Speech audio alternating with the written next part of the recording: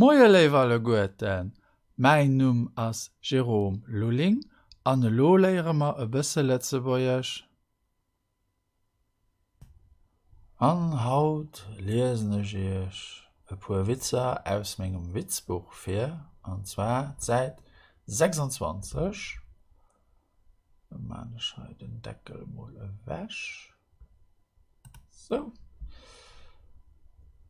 Witz Nummer 57, Kannibalismus. 2 Kannibalen essen e Klon. Seht den Kannibal zum anderen. De schmacht zwar komisch. Donc, Kannibalisme, de cannibale mange un clown. Un cannibale dit à l'autre, ah, celui-là, il a un goût drôle. Il a un drôle de goût. Il a un goût bizarre. Komisch, ça veut pas dire comique. Ici, ça veut dire bizarre. Ja, okay. Witz Nummer 58, Gring. Wat das Gring, geht direkt rot, wann ihr bis op de Knäpchen drückt, fraîche an engem Mixer. Donc, qu'est-ce qui est vert devient tout de suite rouge si on appuie sur le bouton.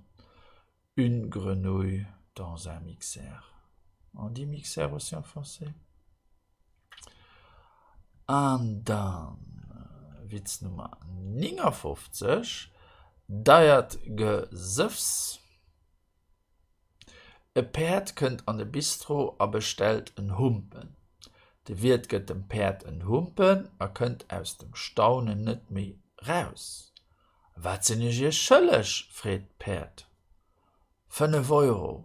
Me ich muss ich soen, dat das die echte Kehr, dat de Pferd bei mir etwas bestellt. Aber dene Preis bestimmt auch die letzte Kehr. Deiert Gesöffs des boissons chères. Un cheval entre dans un bistrot pour commander une chope de bière. Le tavernier lui donne une chope, mais il n'arrête pas de s'étonner. Qu'est-ce que je vous dois? Demande le cheval. 5 €, mais je dois vous dire que c'est la première fois qu'un cheval commande quelque chose chez moi. Et ensuite, le cheval, il dit, ah bah, den Preis, ça bestimmt doch die letzte Kehr, et à ces prix-là, c'est certainement aussi la dernière fois.